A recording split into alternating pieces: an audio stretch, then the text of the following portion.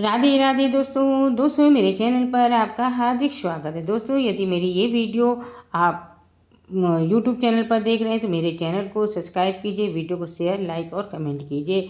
और यदि आप फेसबुक में देख रहे हैं तो मेरे चैनल को फॉलो कीजिए और वीडियो को अंत तक देखिए, वीडियो को लाइक, शेयर और कमेंट कीजिएगा। आज मैं इस वीडियो में आपको सुना रहे हैं पुत्रदा एकादशी व्रत कथा, जो सावन शुक्ल पक्ष की एकादशी कहलाती है। तो दोस्तों, जैसे कि आपको मालूम है कि जो एकादशी होती है महीने में 2 बार आती है और एकादशी भगवान विष्णु जी को समर्पित है। भगवान विष्णु जी के साथ माँ लक्ष्मी की भी इसमें पूजा की जाती है। तो आप विष्णु लक्ष्मी की पूजा करिए। उसके नियम क्या है, इसकी वीडियो भी मेरी इसी चैनल पर है, आप उसको देख लीजिएगा। नहीं आपको मिल रही तो कमेंट करके बताइएगा, मैं फिर से वीडियो को अपलोड करूँगी। तो दोस्तों, जो पुत्रदा एकादशी है वो जिनके पुत्र नहीं है उनको प्राप्त करना है, तो वो ये व्रत जरूर से रखें और कथा जरूर से सुनें।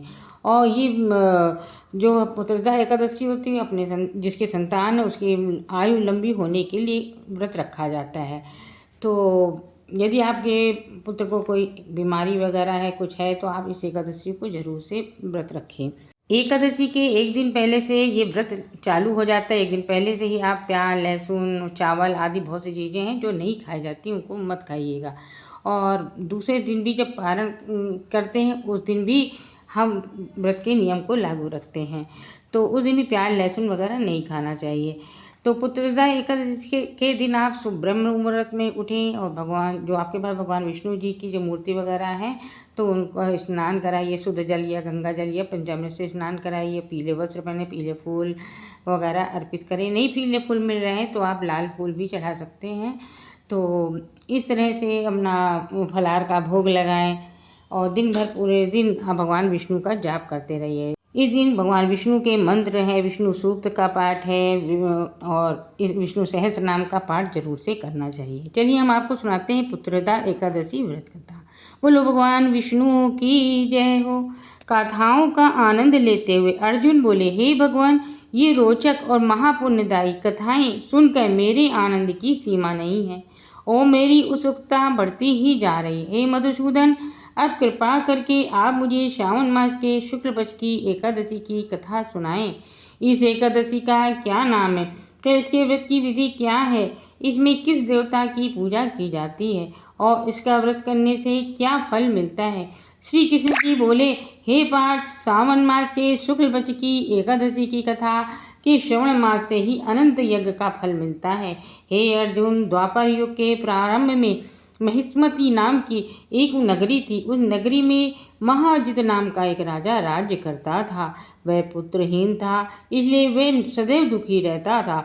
उसे वह राज, सुख और वैभव सब कुछ बड़ा ही कष्टदायक प्रतीत होता था, क्योंकि पुत्र के बिना मनुष्य को इस लोक और परलोक दोनों में सुख नहीं मिलता है। राजा ने पुत्र प्राप्ति के बहुत यत्न किए, परंतु उसका हर प्रयत्न विफल रहा।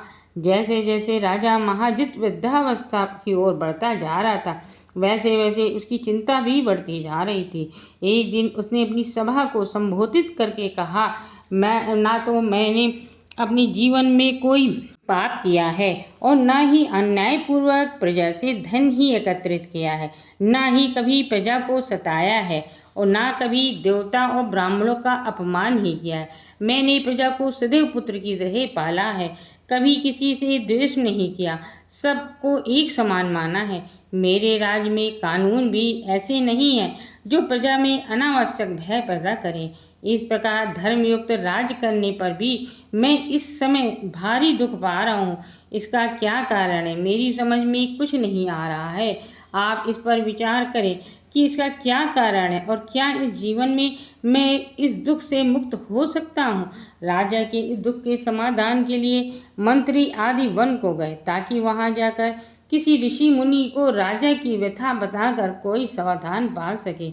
वहाँ वन में जाकर उन्होंने श्रेष्ठ ऋषि मुनियों के दर्शन किए।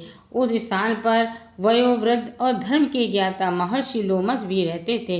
वे सभी महर्षि लोमस के पास गए। उन सब ने जाकर उस महर्षि को यथायोग प्रणाम किया और उनके सम्मुख बैठ गए। उनके दर्शन से सबको बड़ी प्रसन्नता हुई।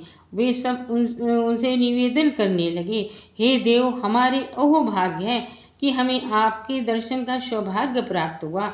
इस पर लोमस ऋषि बोले, हे मंत्रीगण, आप लोगों की नम्रता और सद्व्यवहार से मैं अत्यंत प्रसन्न हूँ। आप मुझे अपने आने का कारण बतलाइए। मैं आपके कार्य को अपनी शक्ति के अनुसार अवश्य करूँगा, क्योंकि हमारा शरीर ही परोपकार के लिए बना है। लोमस ऋषि के ऐसे अपनत्व भरे वचन सुनकर मंत्री बोले, हे महर्षि, आप समस्त बातों को जानने में ब्रह्मा से भी अधिक समर्थ हैं, अतः आप हमारे संदेह को दूर कीजिए। महिष्मती नामक नगरी के हमारे महाराज महाजित बड़े ही धर्मात्मा भाव प्रजावत्सल हैं। वह प्रजा को पुत्र की धर्मानुसार पालन करते हैं, परंतु फिर भी पुत्रहीन है। महर्षि, इससे ये अत्यंत दुखी रहते हैं। हम लोग उनकी प्रजा हैं, हम भी उनके दुख से दुखी हो रहे हैं, क्योंकि प्रजा का ये कर्तव्य है कि राजा के सुख में सुख माने और दुख में दुख माने।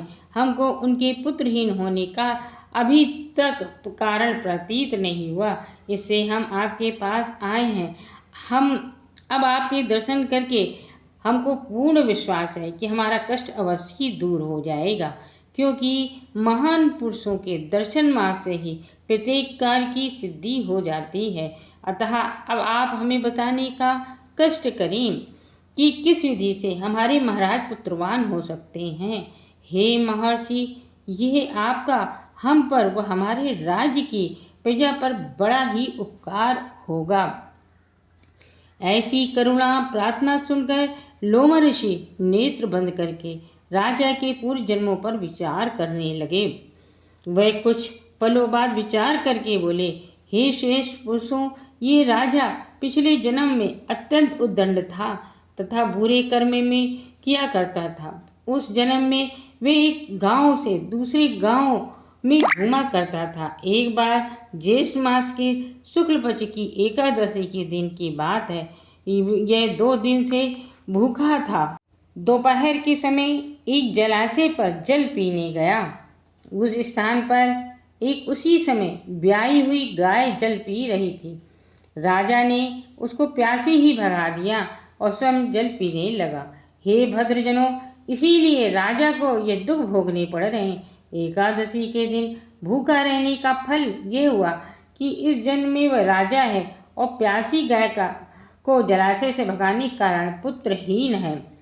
इस पर वे सभी सभासद विनती करने लगे, हे महर्षि, शास्त्रों में ऐसे लिखा है कि पुण्य से पाप नष्ट हो जाते हैं, अतः कृपा करके आप हमें कोई ऐसा उपाय बताइए जिससे हमारे महाराज के पूर्व जन्म के पाप नष्ट हो जाएं और उन्हें पुत्र रत्न की प्राप्ति हो। सभासदों के याचना भरे शब्दों को सुनकर लोमस ऋषि बोले, हे भद्रजनों, यदि तुम सब सावन मास की शुक्ल पक्ष की पुत्रदा एकादशी का व्रत और रात्रि को जागरण करो, उस व्रत का फल राजा को प्रदान करो, तो तुम्हारे राजा के यहाँ पुत्र उत्पन्न होगा।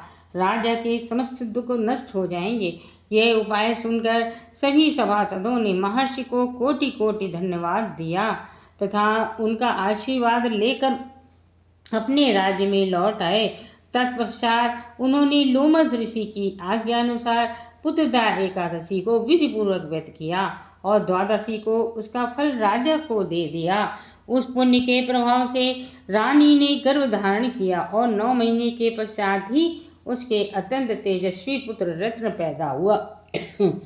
हे अर्जुन, इसीलिए इस एकादशी का नाम पुत्रदा पड़ा। पुत्र की इच्छा रखने वाले मनुष्य को चाहिए कि वे विधिपूर्वक श्रावण मास के शुक्ल पक्ष की एकादशी का व्रत करें।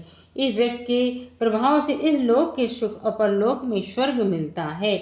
पाप करते समय मनुष्य नहीं सोचता है कि वह क्या कर रहा है, किंतु शास्त्रों से विदित होता है कि व्यक्ति का छोटा सा पाप भी उसे महान कष्ट भोगने का विवश कर देता है। अतः मनुष्य को पाप से डरना चाहिए, क्योंकि पाप नामक ये राक्षस जन्म जन्मांतर तक उसका पीछा नहीं छोड़ता। व्यक्ति को चाहिए कि सत्य व्रत का पालन करते हुए ईश्वर के प्रति पूरी निष्ठा रखे और ये बात सदैव याद रखे कि किसी के दिल को दुखाने से बड़ा दुनिया में कोई पाप नहीं है। ये थी पुत्रदा एकादशी व्रत कथा। दोस्तों, आपसे प्रार्थना है कि यदि जिनके पुत्र नहीं है, पुत्र प्राप्त के लिए परेशान है, उनको ये वीडियो ज़रूर से शेयर कीजिए, जिससे वो इस व्रत को रखें और कथा सुने। वीडियो अच्छी लगे तो लाइक शेयर कमेंट में राधे राधे जरूर से लिखिएगा। चलिए अगली वीडियो मिलते हैं। राधे राधे।